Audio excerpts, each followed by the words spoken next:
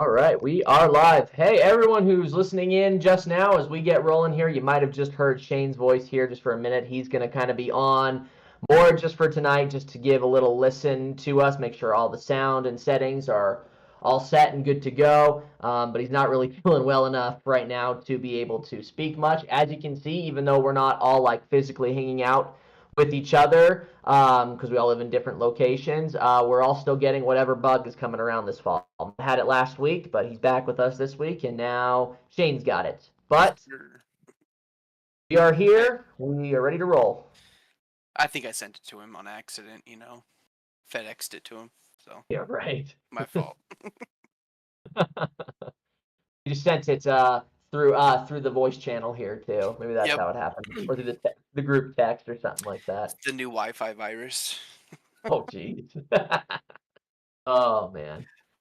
All right, then. Yeah, everyone, welcome here to episode 3 here. We are going into week 3. Hey, gentlemen who are in on this tonight talking, how many of your matchups this week went exactly how they expected? Because that I didn't that way. Far too little. Like, what the heck happened this week? Right. It was pretty bad. And most of them I was not disappointed by. Like I was very happy to be wrong. But it still sucked a little bit for for my pick'ems. Yeah, and for Yeah. fantasy for some of us too. Oh my gosh. Yeah, I learned my lesson. I am not going to start Derrick Henry anymore. I had Kamara on the bench, which just kicked Oh, me right where it counts. one So, of one of one of my coworkers, I played him in fantasy football this week, and he had both Kamara and Marvin Harrison on the bench. yeah. Yeah. So that's like right there alone, that's almost 100 points that he could have scored on me. That nothing there. That's Yep. insane. Yeah. A lot of my other That just picks, sucks. like the majority said, it was going to go that one way, which, like, perfect example, it's, the Cowboys game, just based off how they played the first week. I'm like, oh, they're at home, they're definitely going to win. And then they just, Yep. oof, I think the ugly. big one for me, and I know we're not going to talk about this when we go into the wows and the woes, so I'll at least bring it up here a little bit. But the big one for me was Ravens and Raiders. I mean, what the heck happened in that game? Right. That was Really the low. one reason I was like, oh, I'm going to start Derrick Henry. He's going to run all over him. And yeah.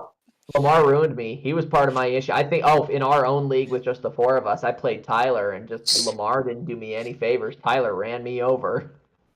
Yeah. I am both happy and sad to have run you over.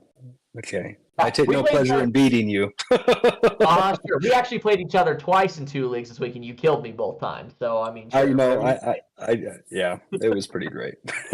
Yeah, I'm sure. But Sure it was. can I just say, who saw the Ravens starting off 0-2? I don't think anybody. Because I definitely didn't. I frankly, I was seeing 2-0, Yeah, I was too. and This is both have one of been those. great close games. I think this is one of those. What's another? Give me another team here. I'm trying to think right now that's now 0-2 that we weren't expecting besides the Ravens. Trying to think. Um, Bengals isn't really all that surprising. Colts, Yeah, maybe might be yeah, a. maybe a little bit. I Um, figured they'd at least get one of those. I didn't think they'd win both, but I figured at least one of those two games they'd pull out a win. Yeah. Yeah, I'd say that's probably the best example there. It'd be Ravens and Colts. I feel like that's the conversation that happens with, Paul Rudd on Hot Ones. Look at us. How did we get here? Who would have thought? Not me. I think that's how the Ravens. Not Right. me. I think the Ravens thought they were going to be here, but here they are. Oh, Rams, Los Angeles Rams. There's a better I was gonna example. mention the Rams. The Like, Rams. What the heck? The drop off there. Their receivers are cursed this season. yeah. Yeah. Those are a couple of injuries we got to mention out right here. I mean, you got Cooper Kupp who's headed to IR. You got Debo Samuel's Yep. out 4 to 6 weeks. Isaiah Pacheco's on IR now. Who am I missing? Anyone else who's being sent to IR or is out for a good while? I know we've got the couple from last week, Christian Well, McCaffrey, Puka yeah. Nacua. Right. I think that's it. I think those are like the new ones, at least, that kind Yeah, of really put a couple of these teams in a pickle. yeah. Definitely. So I think the Rams is probably the one. They're the ones who take the that's biggest hit. yep. I know Justin Herbert missed a practice or two, but it sounds like he'll be back. I think Joe Mixon was kind of the same. He may have missed a practice or two, but I think And we've kind of covered the main ones. yeah, and I think AJ Brown missed this week, but I believe he's coming back for week 3. Yes, that's what Yeah, I've I heard think too. it was just kind of like a something you messing with his like hamstring, I think. Yeah, it was tweaked Brown. hamstring, which So same situation exists with Keenan Allen, but I don't right. know when he's exactly going to be it. But if we're talking fantasy value, AJ Brown's way more valuable. Yes, for Um, sure. so this is definitely doesn't bode well for a lot of fantasy owners. But anyway, moving on here into our wows and our woes. There's a couple of games here that we haven't exactly jumped into that I think are pretty worthwhile to have a good little conversation about. So I think we're going to kick it off here with Shane's pick first, because Shane submitted it, even though he won't be here to talk about. But we have to talk about this one because Yes.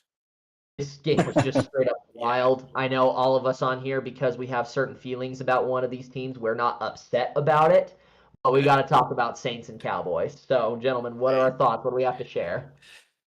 Well, honestly, even though I'm not, not even on the Cowboys' side, but honestly, they should have been better. Like, what happened from like week 1 to week 2? Like Dak got his contract. It's like, hey, tons of money. Everyone's like, oh, it might be worth it. And then their defense was doing amazing, and like one extreme to the other, I feel like. Yeah, absolutely. Especially when we saw this impressive defense come out and play week 1, to completely get obliterated week 2 just felt like such a change in direction. Like, it felt like a completely different team that I was watching. It was just crazy.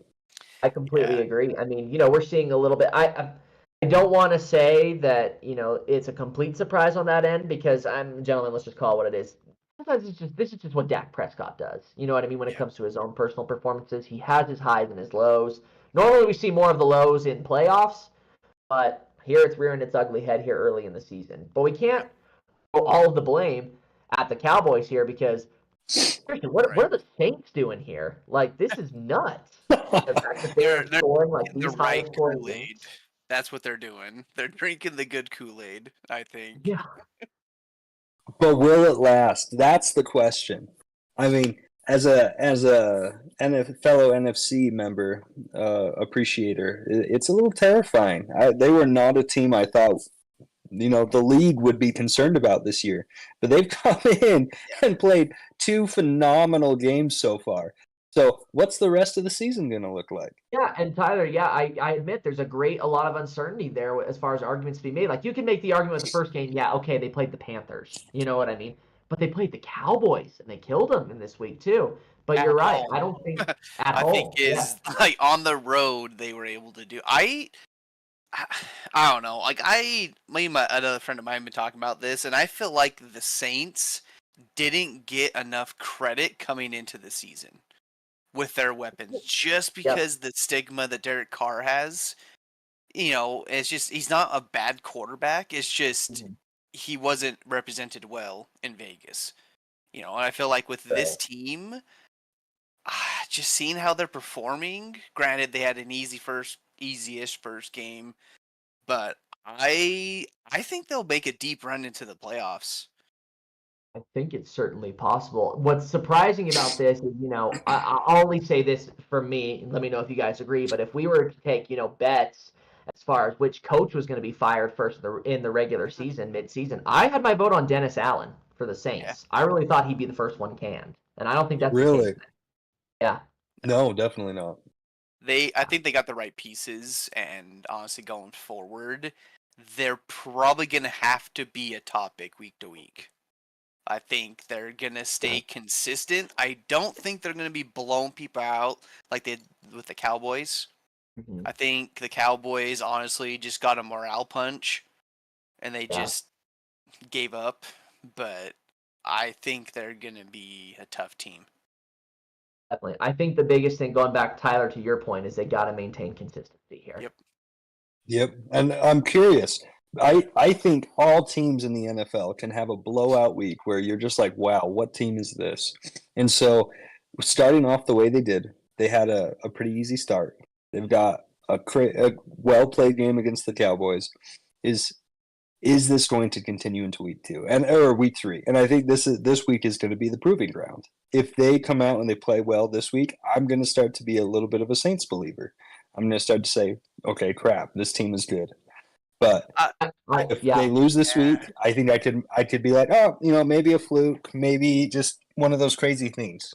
I don't think this week's going to be that week because I think the Eagles kind of got exposed last week.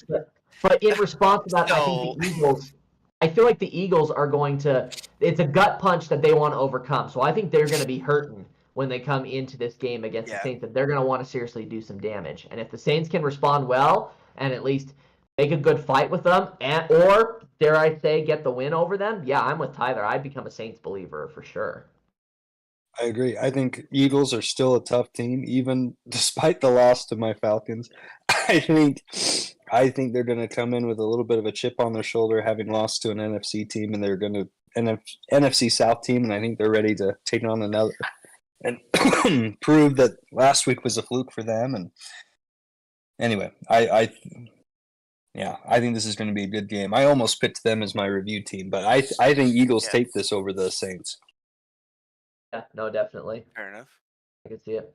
I'm going to move on here into our next pick. This is the one that I picked. I think this one has to be discussed about because I know there's a lot of controversy surrounding this one. It's a matchup that when we talked about it last week, we were like, okay, here's who we're picking, but hold on, wait, let Joe Burrow cook sort of thing. And that's it. It's Bengals and Chiefs. Now, I have my gripes with this game because I don't know. Maybe it's just the fact that I'm just so fatigued by the idea of the Kansas City Chiefs winning all the time, and the fact that you could make arguments as far as certain calls made by refs that ruined the Bengals' chances to win here and potentially avoid an 0-2 slide. An 0-2 slide is not entirely surprising by the Bengals. They kind of do this every year. Really, though. Yeah. But at the same time, it's the Chiefs. It felt like the game was winnable. It felt like they had it. And then whether it's the refs or, the poor play, whether you do want to call that a PI call or a hands to the face, this is where we're at, where the Chiefs are now 2-0 and the Bengals are 0-2. Thoughts? I honestly really hated the ending of this game. I like everyone saw it after the fact, but during the play, I just feel like there's got to be something done because I feel like a lot of the fans are noticing the Chiefs get away with a lot of stuff when it's that game time coming down to the wire. Everyone makes their excuses like, "Oh, they should have done it earlier," but I'm like, it doesn't matter. Like, calls aren't being called against them to penalize them. They just their excuse is, "Oh, let's just let them play," and it's like, well, you can't do that because they're always on the favorable side when they do call something. But like it's a good game. It showed that the Bengals can kind of squeak it out and really try to get it done when it matters, and then also exposed the Chiefs a little bit that they're really not this super team this year. Like they're good, but I just don't think they're like going to be the clear dominant team all year like they were last year. Well, they weren't even last year. Yeah, They weren't even, yeah. Well, on paper, everyone's like, "Oh, they're amazing." I'm like, "Meh, they're okay." But again, it's that same kind of stigma that it feels like the NFL has already deemed them the three-peat NFL champions, and it's week 2. I will agree with that though, Matt. As far as it's like, they don't necessarily look that strong. The Bengals almost had them this game if it just weren't for the hands to the face, and the Ravens almost had them last game if it weren't for a little bit of the toe being out of bounds. But it's been close. Yeah. I gotta say, one of the things I respect the most about the Chiefs is I don't know if it's intentional, I don't know if it's just luck or script writing or what, but the Chiefs always have close games, and they always find a way to win. I don't call it what you will, but I have always been so impressed with that. They always seem to eke out the win. I don't know that we could say that there's ever been and maybe I'm wrong. Maybe I need to go back and check my facts. But I don't know that there's ever been a clear year that it's like, wow, the Chiefs are just the blowout, statistically amazing team. But I feel like they win, and that's what makes us think that they're going to do it again. I feel like on that kind of note that yes, they always seem to get it done, but it always seems like the most controversial plays is when Mahomes is scrambling around and there's God's miracle that the offensive line isn't holding. Yes. Yeah. It's like, like, I'm sorry, like there's so much gray area there, and it's just I just don't know if it's the officials are afraid to call it because then they'll get so much hate, but I feel like they wouldn't because it's like, oh, finally they call holding.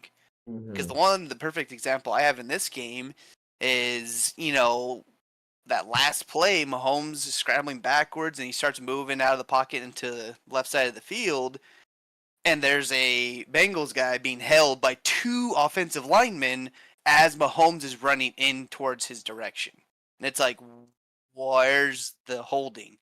Like, two guys are holding on to him, That's just how it goes. When you have, like, that amount of time, like, several seconds where, you are seeing defenders close in on the O-line, quarterbacks out of the pocket, trying to make a play, trying to scramble, you know darn well that there is holding going on. It's just whether there is a call made for it or not. Yeah, and I just feel like since it was, like, dead center of the broadcast screen, clear as day, it's like, why wasn't that? Because all the other holding calls you see most of the time, at least I've seen, are always off camera of the broadcast at least. And then you see it in the instant replay.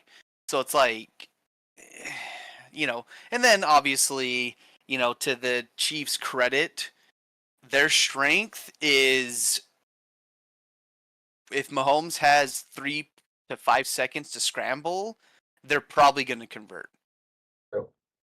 Because they have those speedy receivers that just wear down any defender, and eventually they'll break away. So they have that strength with them, and I feel like teams just need to, I feel like in those situations, just go for broke. Blitz. Even if it's 3-15, go single coverage and just blitz the crap out of him and make it so he can't have that extra time because you're only rushing 2 or 3 guys. Because you're so worried about the pass. But it'll be interesting to see how this week goes. The Chiefs got the Falcons, and the Falcons are coming off of a pretty cool win here. Yep. So I think that game will be interesting. I think the Bengals going up against the Commanders here. I think that's a first win of the season for the Bengals. I would hope that is for them, for their sake. I hope it is. Yeah. All right, Matt. Why don't we move on ahead to your pick here between the Cardinals and the Rams? Oh yeah. So. Holy smokes, Rams had a great game, but Cardinals, honestly, I picked them, so I got lucky. I was like, I'm going to pick them to win, and it was pretty amazing. It truly shows you that Marvin Harrison Jr. can play. He was a big game changer for him. Obviously, the woe side is obviously losing Kupp. I feel like they overworked him and it aggravated some injury. So, that cost him to get competitive, especially early. But, I love watching this game. The entire offense of the Cardinals was just clicking. Their run game was doing good. Kyler Murray was, staying on both of his feet. He's getting the ball where it needs to. The Rams are doing the same thing. It's just... It's hard to compete when you got a receiver that I think he ended with like 135 yards or something like that. Yeah, receiving. Well, it wasn't just him. And then Connor had, I don't have his stat, but yeah, he was a huge contributor as well. So it's a great game. Loved watching it.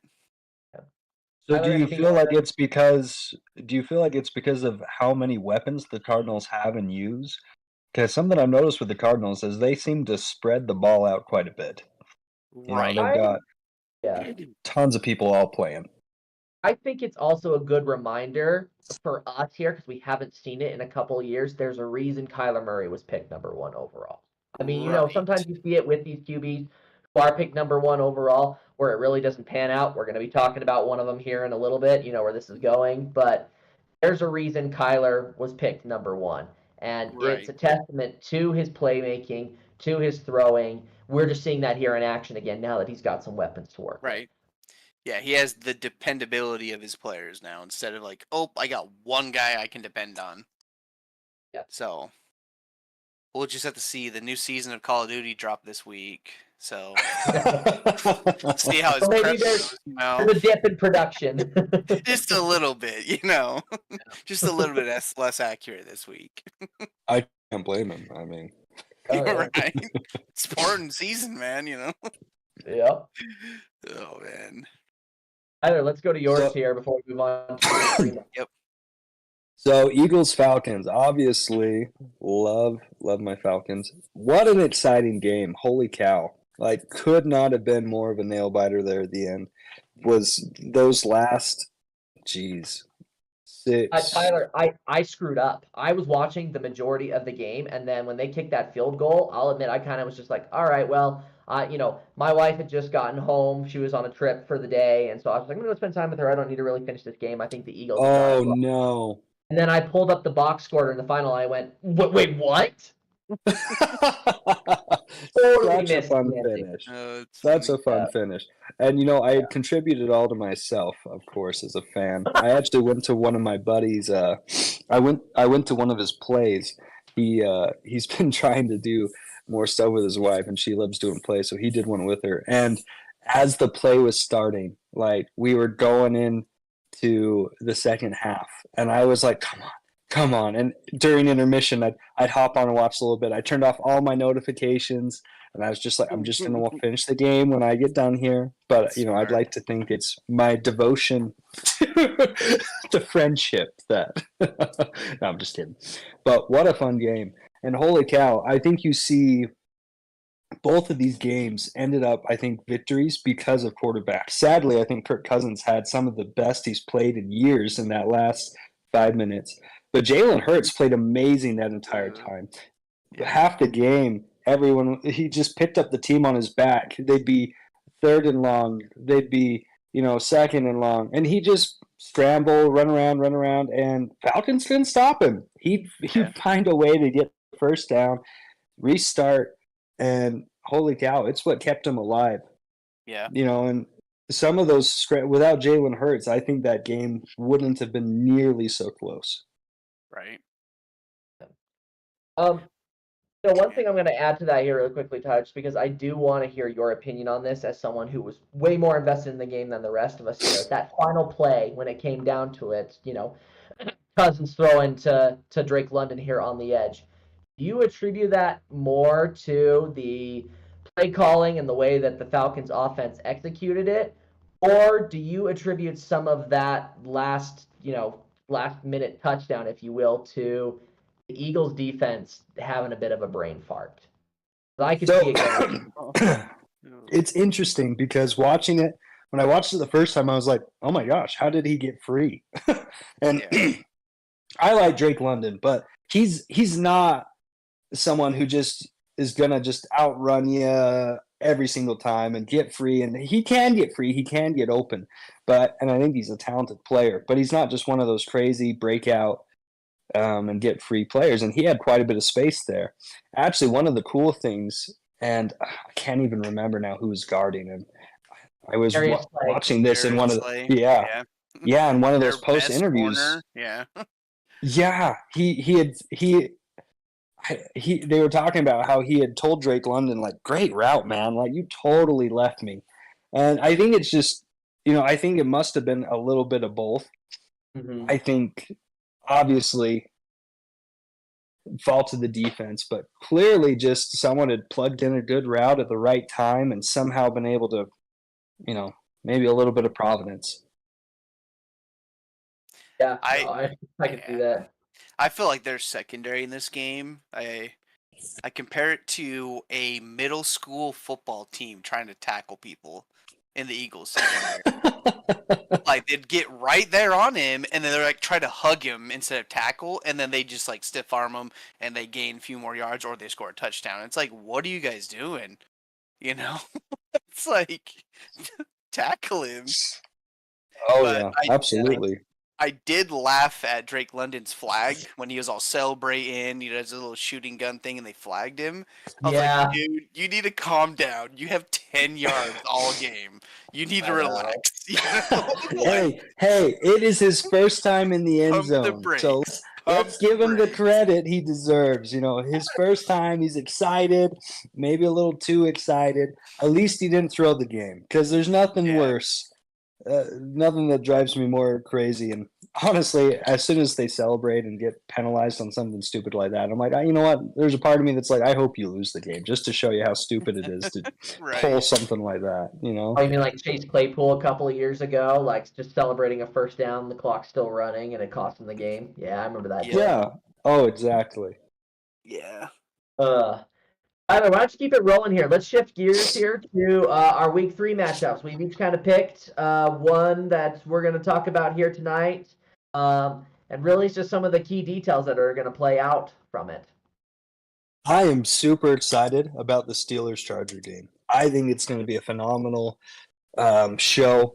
I think these are both two teams that I think people have fairly mid-range expectations for, and they're starting to show that they might actually do pretty well this year.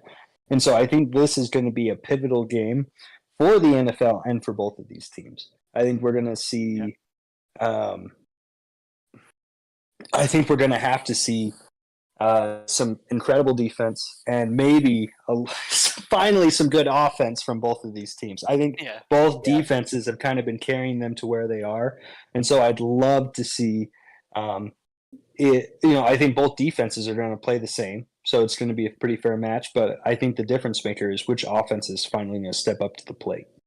Which, if I may venture an opinion here, what I could certainly see is that for the first potentially even 3/4 of the game, you're going to see a very defensive heavy game. These two defenses are just going to be doing their job, knocking down the opposing offense.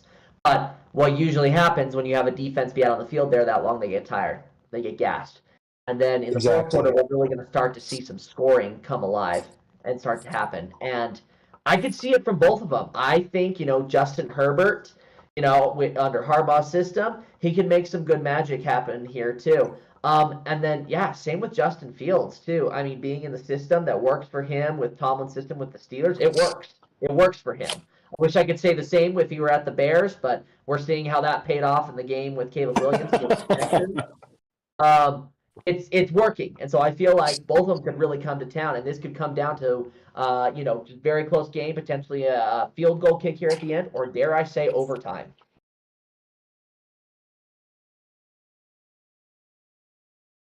Okay.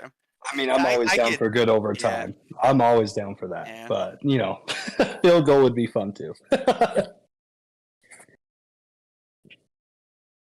All right. You want anything you want to add into that? Same. It'll be a good game. Great. All right then. I didn't venture an opinion on this one just yet. Maybe he'll get it buzzed in here while we're talking about it. So I'll kick us off here. I actually got Los Angeles winning this game. I think this is a game that they're going to be able to pull out. Their offense is going to be the one that clicks first here towards the end of the game. So yeah, give me the Chargers. What the Chargers too? He just buzzed it in. And I think I'm taking the Steelers. I think Steelers have played well so far, and I think their offense is going to be, as I said, the first one to click. I'm opposite. I feel like I think their offense isn't just. I don't think they're going to do enough. I think their defense will keep them in the game, but I'm assuming like a third quarter they'll go up by like a touchdown, maybe 2, and the Chargers will win it. They'll win it in the end of the third. Oh, okay. Yeah. Game will be out of reach going into the fourth. Is that what you're saying? Yeah, because then they'll just run the ball, they'll run them down, chew clock, and then maybe J.K. Dobbins is good at that. But... Yes, he is. Not a bad pick, man. It's not a bad call. Yeah. All right, Matt the Monster, who are we thinking? I think Dobbins. I think if Dobbins does what he's been doing, I think they can take it. But I think the Steelers are going to find a way to shut him down. Fair. Yeah, they got TJ Watt. Like, I think he might be the matchup monster on this one. You know, if he's able to contain not only the quarterback and contain the run, granted, they have to worry about the other side, but I feel like if he does enough to scare him away from his side, I think he'll make a big difference if he can stop their offense. And I would support that pick 100% because really it could go either way. I see that competition right there to be the X factor. Whoever wins out in that battle, I think wins the game. Right. Yep. You know, I had a different pick. I was going to try and see if maybe there's some creativity I could get with, you know, as far as like, you know, one of the Chargers receivers, whether it's Palmer or McConkey or Quentin Johnson, excuse me. But I have to agree with you guys. I think it's you know, TJ Watt. He's definitely the matchup monster in this here. Mhm. Okay, Matt, let's go to yours. All right. So I chose the Raiders and the Panthers. I feel like this would be why. So you know, it's one of those like games where, based off of last week, the Raiders kind of had a aha moment and maybe a couple of things clicking where it could show progression for their offense. Their defense really doesn't need any work. You know, if their defense can actually put up points, it will make the defensive life way better. And the Panthers, yeah, they suck. They're the worst team in the NFL. They are awful. But with Bryce Young being benched, who knows what Andy Dalton could do? You know, it's either going to be he's going to do slightly better and kind of keep him in there, and then they'll get the first round draft pick, or Andy Dalton will turn into the redheaded menace like he was with the Bengals, and he could pull this team forward. When you put it like that, man, this actually does seem like an intriguing matchup. Right. It's because it will be his first game, you know, lead in the team at home. You know, so it's like they're ranked 32nd in passing yards. So they only have he can only go They up. have nowhere to go but up. Right. Absolutely. Right. So and I think he's a fairly underrated quarterback. Right. Like, and he was good when he was with, you know, the Bengals, or obviously they found someone better with Joe Burrow, but like if he has any sense of his prime and he can bring that to the Panthers, they could get a win, they could get that good momentum, and then they're no longer in that conversation of they're just fishing for the first pick in the draft next year. Yeah, almost we made this joke sometimes in the podcast in the past. You know, what do they call it? Like tanking for Tua that later turned into blowing for Burrow. The problem is I don't like this pick here, but at this point, for all we know, it could be we could call it sucking for Shedeur. Like that's. I think that's a terrible idea. I do too. I do not think Shedeur Sanders is it, but he honestly would be. I will say now, you could get this on record. It'll be recorded. I think he's going to be worse than Zach Wilson as a first round draft pick. Oh yeah. Wow. He is. Wow. No, his dad is going to hype him up as much as he can. Because honestly, right now, you look at him, when they play good teams, they get absolutely blown out. And he does not play well. And then he goes, oh no, I'm hurt. I can't play. It's like, yeah, you're running that NIL money train right now. If you get in the NFL, you're the first round draft pick, it's just going to be a wasted pick. No, it's so true, honestly. So, Andy Dalton will save the Panthers from that disgrace. Well, that said here, Shane's over here on our doc. Oh, he's doing selling for Shedeur. Yeah, I like that a little bit. Yeah. Almost has a more negative connotation to it. Anyway, so for this one, Shane picked the Raiders to win this game, and I'm gonna echo that. I'm gonna agree with him here. They're gonna have a chance to go up 2-1. Tyler, Matt. I'm picking the Raiders as well, and I think Davante Adams is going to be that X factor. Okay, and Matt? I'm going with the Panthers. Yeah. With X factor of Andy Dalton. Because if Anthony Dalton goes off, like it's gonna surprise everybody. So Yeah, I can see I that. think it's a it could be a wasted pick, but Yeah. that's the hill I I'm on. For my matchup monster, though, I am actually going to say this turns more into a running back game. So I'm going to say Zamir White, obviously on the Raiders side, Mm-hmm. but on the Panthers side, Chuba Hubbard. I think those guys could be really Yeah. big in this game. Yeah.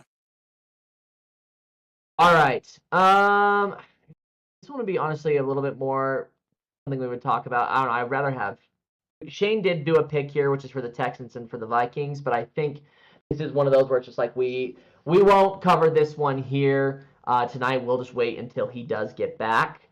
And we will, best way we can kind of go into my last pick here before we talk about some of our for the fun topics and things that I think we can really do a deep dive into. So really to round us up here for our week 3 matchups, another big game that we want to talk about is the Detroit Lions and the Arizona Cardinals. Now we've already talked about the Cardinals a little bit, about the beatdown that they gave to the Rams. Marvin Harrison Jr. is looking good. Kyler Murray showing us why he was picked number 1. But on the opposite side, we're seeing another quarterback who was picked number 1. And that's Jared Goff. I have to keep reminding myself he went number 1 overall a few years ago. Yeah. And he's got a really good team around him here. And they are another team that is reeling from the loss that they had. I know that the Buccaneers aren't a team to scoff at, but I think a lot of us were thinking the Lions would win this game last week. Yep.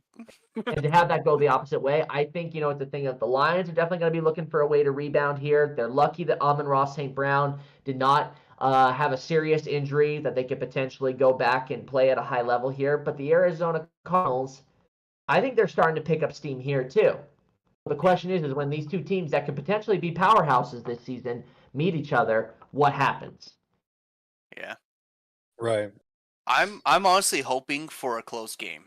I would love, Grant, he's on my fantasy team, but I would love to see Amon-Ra go off because he hasn't yet.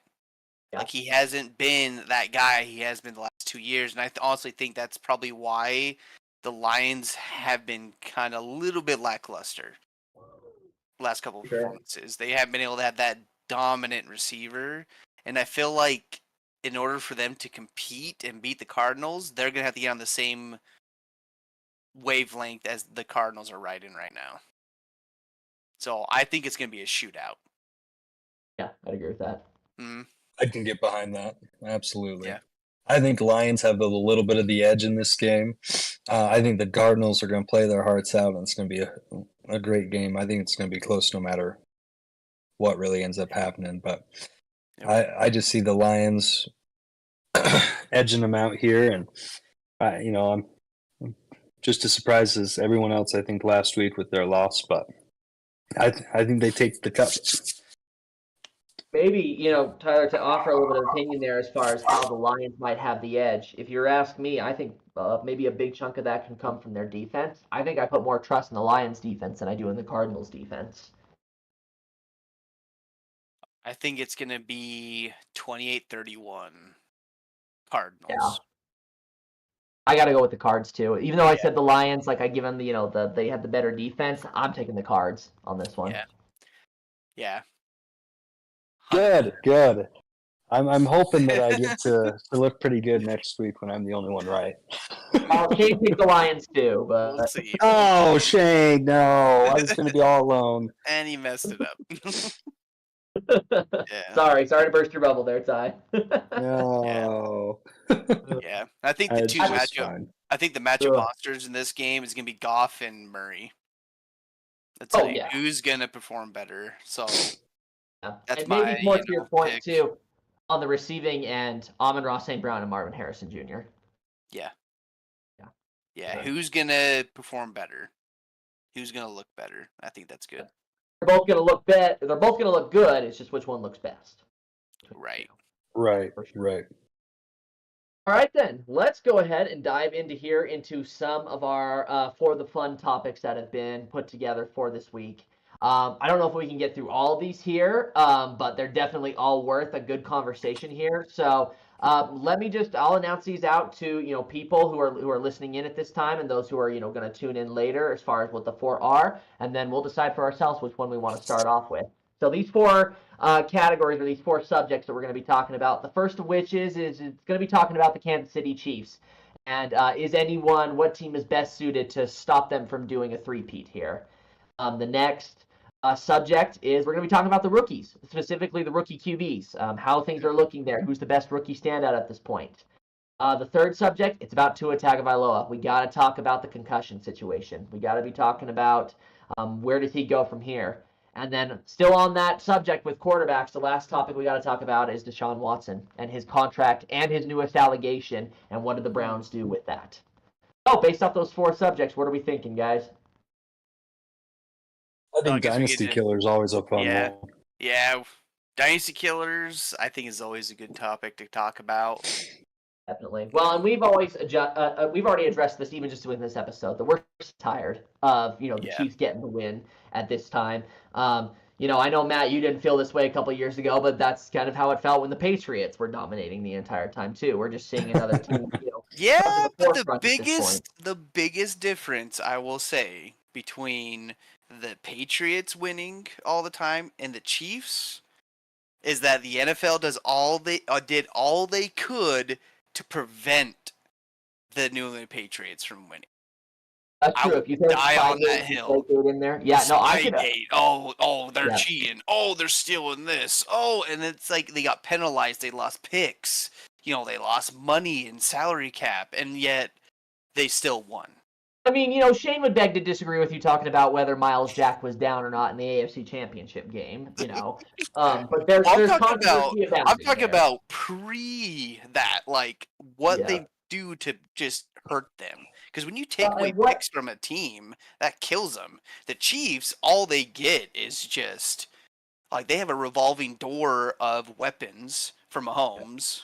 They have a great coach, which I would say he's probably the greatest coach of all time. And yet they just and then they get their coordinators. Like it's like a revolving door of Hall of Fame coordinators for defense. It's like and here's another part of it too that we just have to address. And I know we could potentially get flack for this, but the Chiefs are making a lot of money for the NFL by bringing new fans because of Taylor Swift. Unfortunately, yes. I get it. It's a money game. I understand. And that's why I'm like, even though I would hate to see it and I would make fun of it the entire time, call me a future, let me get my crystal ball out. Chiefs will win. Kelsey will propose they'll probably do it after the trophy ceremony. He'll drop down to one knee, holding the trophy and the ring in one hand and proposing to Taylor. Then can he retire after that? So we never have to deal with this again? Honestly, with her kind of money, I would retire. Yeah, right? Like, even honestly, if you do a prenup or so whatever. Yeah, it's like, that's... Like, everyone talks about that she's not the cutest and all that stuff. I'm like, dude, I think it's, like, granted, he probably loves her or whatever. You can go down that road. But, like, it's a good partner. Financially, it's a great decision. Oh yeah. From that standpoint, you bet. And like you said, I think the broadcast actually brought it up the new fans part for the Chiefs. Like it was saying like they brought in like some crazy number of revenue just from Taylor Swift. It's like that's disgusting. Yeah. Well, I've been seeing even some posts this week about some Taylor Swift fans who they get on, they watch the game against the Bengals this week. And remember, they're not overly familiar with, the NFL and who the players are in there. And so they get on there, hoping to catch a glimpse of Taylor during this game. And then they see the quarterback playing for the other team with his beach blonde hair. And they go, oh, hello. You know what I mean? Shady, Burr in the house. Yeah. So I'll be honest, I don't know if I've shared this story on here before, but there was one point in time where we were sitting around a table, my family, and we were talking about a couple of different, quarterbacks in the NFL, and I don't know if I've shared it on here or not. My wife kind of has the hots for Brock Purdy. Like she thinks that, he's like this cute guy. And then for some reason that also brought up the subject about Joe Burrow, and my mother had this whole thing about, they're quarterbacks, how attractive could they be? I think she's thinking Andrew Luck in her head and, thinking, okay, that's, not much to look at here. And then my wife pulls up a picture of Joe Burrow and shows it to her, and she goes, "Oh, he's easy on the eyes." Yep. Which is where I have to disagree with everyone. Come on, Josh Allen. Oh, a lot of people like Josh Allen too. It's true. It's true. Which Oh, bringing it all back takes me to who's going to upset the Chiefs. And I yeah, think thank you for bringing this us year, Yes. I think this year, that's who's going to do it. I think Bills are going to unseat the Chiefs. I think they'll back. finally. Break the curse. I think I it's think gonna so. be. I think it's gonna be a revenge, either the Bills or the Bengals. I Yeah. think those two teams, just because, in all honesty, it depends on where they finish. They have to finish the first seed, or they're not going to have a chance. They have to finish first seed, but Yeah. I think they will dethrone the Chiefs if they can get it together. And I like both of those teams to do it. Yeah. But I Yeah. think the Bills have the better shot. Yeah. Speaking of getting it together, oh, it's funny. Shane's even agreeing with me on this one too. Speaking of getting it together, this is just my thoughts on it. You know, I'm not even taking an AFC team at this point. I'm gonna say it's back to the Super Bowl and it's an NFC team here. And this is what I know. I picked the Cardinals to win it, but man, if the Lions get it together and really start firing on all cylinders, I love the idea of the Lions being the team in the Super Bowl, the team that's never been to a Super Bowl, the team that's never won a Super Bowl, being the team that takes down the Chiefs and prevents the three-peat. Now, that's one side of the argument, and that's an NFC side, but there's also an AFC side that I also want to consider. I'd love to see the Houston Texans do it. That would be nice.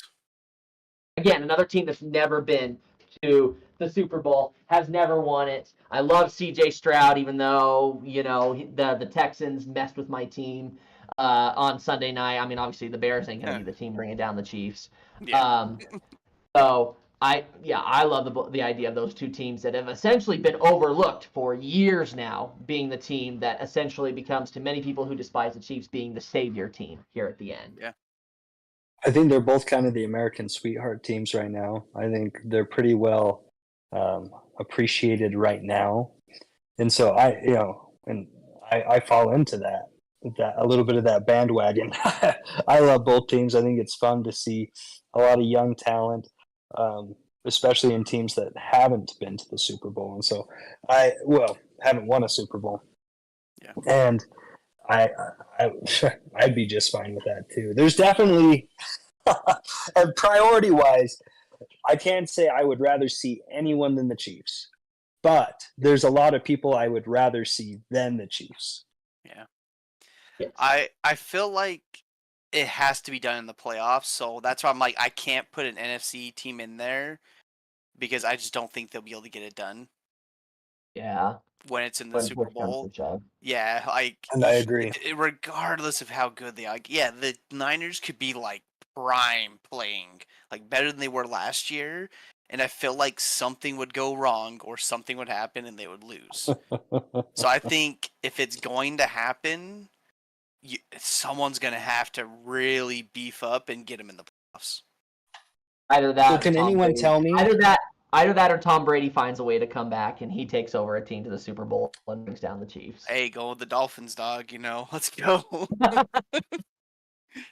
Could you bet? Like, again, I'll bring it back to the good old days. Could you imagine if he did do that? He goes to the Dolphins, he plays for them, and he has Tyreek Hill to throw to? It's like a Randy Moss situation all over again. You know? And have that glorious, season, which was like probably my favorite thing to watch. That offense was disgusting. Yeah, good. So. Hey, with that, let's do a segue here with that because you're talking about the Dolphins here. Why don't we talk about here with a little bit of time that we have left about Tua and his situation here? Hey guys, I watched the video like a day or two after this most recent concussion happened, where they showed all of the other concussions that he's dealt with and how he acted. Guys, some of those hits didn't even look like that hard of hits, and he goes down, he crumples like this, and it's scary to see.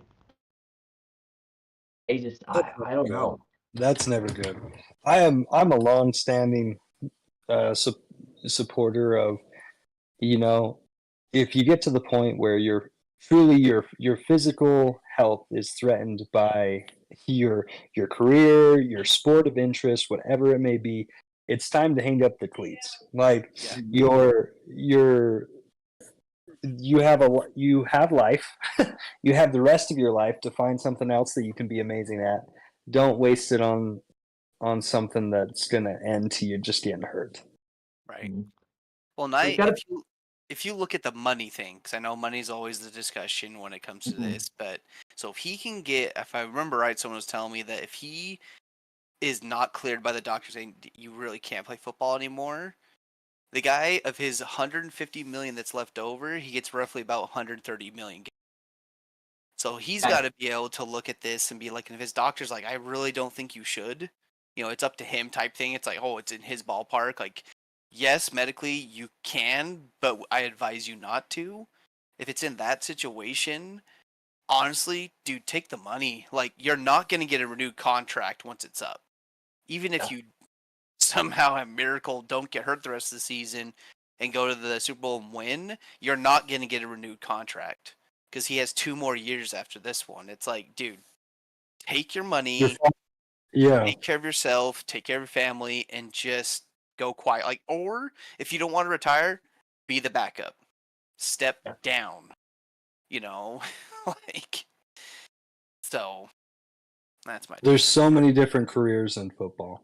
I just Yep. I don't think I think you can still love the game, be involved in the game, and if you are especially susceptible to something like concussion and permanent brain damage, you know, I'm with you 100%. Take the money Yeah. and Well, find a career. and the thing is, like, everyone likes him too. Like, other Oh players yeah, like him, they respect him. Like, he's not a douche, and it's like, dude, like, just just do yourself a favor. Like, don't, because who knows? It could get worse. Like, he could be cleared to play. He plays again, and then he actually gets hit by an actual hit. Like, what does that look like to your brain? Like, you could go like you brain dead. You could Well, lose like half the function on your body. It's like, yeah, you're alive, but what kind of life is that? I had the Yeah. same. I had that exact like fear coming into it when he took this hit last Thursday. Of Yeah. and Tyler, you remember this because you remember, as I mentioned at the beginning, Tyler and I, we were watching this game. When it happened, and we were sitting there. When he ran for that first down and he takes the hit and he kind of down, you see him do the weird thing with his hands where his fingers all curl and stuff like that. And I kind of just very loudly went, oh, because I was almost going into panic mode sitting there on the couch. And it's not like I have Tua on my fantasy team or anything like that. I just started panicking in my head because I'm like, we've seen this before with this exact guy. Where Yeah. we're and this yeah. time I'm thinking, well, if it's happened twice, it's got to be worse this time. So I was amazed when they showed, like, after the commercial break, he's back up, he's walking, and I was just blown away by this. But I think Yeah. of another good part of this too that we haven't really talked about, but it still relates here is, I mean, we're a little bit more sympathetic towards these big injuries that happen. I think the Damar Hamlin situation really changed that for a lot of Yeah. us. I think there Right. was already a concern with Tua the first time it happened, but it was kind of like a thing of, it's like, oh, that was scary. Okay, anyway, on back to the next game. But then when Damar happened, it was like everything changed. And so when Tua gets hurt again, and we already know what this is like, and we've seen Damar, the guy that actually hit Tua when this happened, and Damar, he basically died out on that field at one point. Yeah. He was dead. We approach it differently. And so I Yeah. think that's why we all sit in the same boat now at this point of, maybe beforehand, I don't know. I'm not saying that we would have thought differently had Damar Hamlin, that situation not happened, or we could have said, oh, you got hurt, Tua, but, oh, good for you, trying to come back and, play tough, that sort of thing. But after what has happened with Damar and the fact that this is now the not the first, but now it's, several times that it's Yeah. happened for Tua, we're immediately going to the idea of, oh, dude, hang it up. Yeah. You're done. Now, do you guys think, as an NFL, as an organization, do you think they should have some sort of power or authority to step in these situations and be like, okay, you're going to be evaluated by a party doctor, and we need to consider what he finds or what determines. And if they determine, yeah, you shouldn't be playing football anymore, I feel like the NFL needs to step in and have some sort of program or something where it's like, if the person doesn't have a lot of guaranteed money on, make it so like the NFL makes up the difference or makes it enticing enough for the player to be like, okay, I'll step down. Like I'll still technically get paid, quote unquote, for the rest of my contract, but the penalty's not with the team, you know? It's like I was gonna say I'm gonna take the history teacher route here with that. Just obviously because that's what I'm spending most of my time doing right now. So I'm talking a lot about things along the lines of like federal government versus state government here. So I would say not the NFL that makes the decision here. I'm gonna say it's got to be the Miami Dolphins. Right, or just like someone has to have that responsibility. Yeah, be like, and hey, I think you need to look into this. and I think the franchise should be responsible for that. I think the franchise needs to be the one that takes care of that. But I see your rationale behind saying it's the NFL because it seemed like the Miami Dolphins, with the first time Tua got hurt. I'm not talking about the first time he took the hit on live TV and his fingers all curled, but the week before that where he got hit and then he kind of got up and stumbled and looked like he was all out of sorts, that sort of thing. Yeah. And the Dolphins were like, no, he's fine. He's fine. Doctor's like, no, he's fine. He's fine. And he wasn't fine. Yeah. So I can see, the whole idea behind maybe we should switch it here to the NFL, having that power. Yeah. Staying with McKay's... Yeah. Go ahead. Yeah. Oh, you're good. You're good. Staying with McKay's example here of the federal government, I think the NFL already has a huge, maybe more subtle say in a lot of these things. I don't think it's usually very apparent in how they do it. And obviously, in one way, it'd be nice to see, hey, if you're going to be influencing the game, it'd be nice if you stepped up and helped cover some of this, some of the fees that the Dolphins are going to take on by, trying to retire a player to keep him happy and healthy. But yeah, I agree. I think it ought to stay with the Dolphins. Well, the decision, I just think on the money side, just so it's not like they don't have that excuse to be like, oh, if he retires, that's going to hurt us financially because we have to give him money. I feel like that's when the NFL, because the NFL has tons of money, should step in and be like, okay, we'll cover like half his contract or something. Just because it's a medical situation, especially with this type of medical injury where it's a brain trauma, and the NFL has always been under fire with that. I feel like they have that surplus of money. Well, they'll be like, okay, he's medically retired. Let's give him some help, or even give him more of what this contract says. And be like, hey, we'll cover your medical bills. Go and get your head checked out. Do something to repair the image of the NFL, but then also show all the fans that they're being responsible for the health of players instead of just the money they're driving. I feel like that would be a huge thing for the NFL football as a whole. It makes me curious to see if maybe that's something that gets brought up in the owners' meeting in the offseason as far as the change. How when we had that really awesome game between the Chiefs and the Bills that happened, and then basically it turned into the decision upon, in overtime, Chiefs win the coin toss and the Chiefs win the game, and the Bills never got a chance to get on the field. But then that rule changed after that as far as overtime in the playoffs. I could see a similar idea being brought up there in the owners' meeting or within the NFL, the government, the NFL governance there, they put that sort of idea forth. Well, I will say the owners' meeting is going to be their agenda will be a little bit full since they're trying to not let Brady own the Raiders. That's true. Yeah, you always got to consider that. Which is kind of, I don't know how much you guys follow that, but the owner of the Raiders was actually going to give Tom Brady about a discount of about $400 million to buy the team, to have 70% stake in the company or in the business. And all the other owners flipped out. They're like, you can't give him that kind of discount. If he wants the team, he has to pay the full boat. So I'm surprised Mark Davis did that, though. I'll be honest with you. He likes Brady, though. Yeah, I guess bargain shopping. Yeah. Yeah, exactly. Plus, he knows the value of the Raiders, so. Yeah, that's true.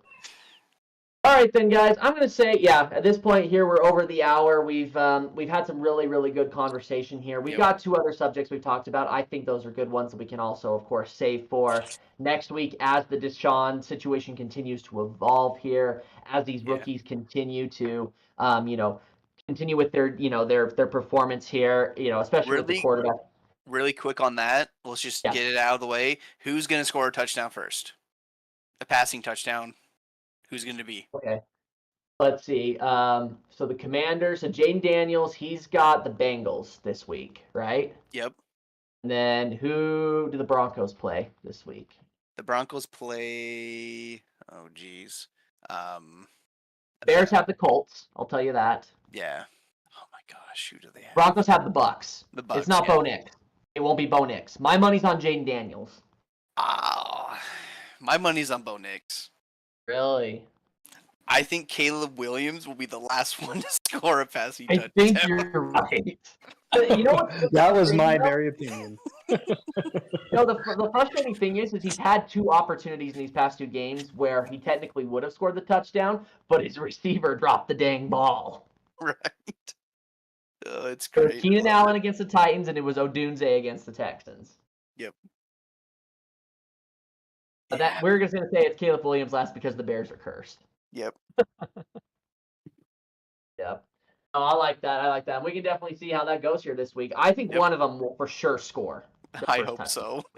I mean, yes, technically Jaden Daniels has already scored a touchdown, but it's been rushing touchdown. Yeah, no, Never passing scored touchdown. a passing touchdown. It's gotta be Passing a passing. touchdown, yep.